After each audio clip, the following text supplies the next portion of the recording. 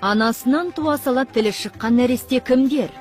Ең әуелісі Қайса пайғамбар 15 күннен соң сөйлеп кетті. Анасы Мәриямды некесіз ұл туды деп жұрт қаралағанда Қайса тілге келіп куәлік берді.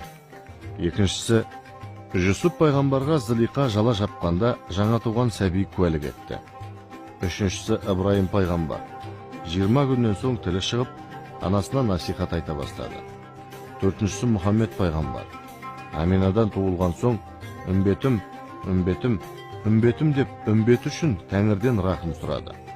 Бесіншісі Тажал, ол анасынан туар тумастан сөйлеп кетті. Адам неге әйелін жанындай жақсы көреді? Себебі Хауана адам атаның бір бөлшегінен жаралды. Сол себепті ер адам әйелін өзінің ішінен шыққандай жақсы көрді. Ең алғаш топыраққа жерленген кім? Әбіл, оған дейін жер бетінде кісі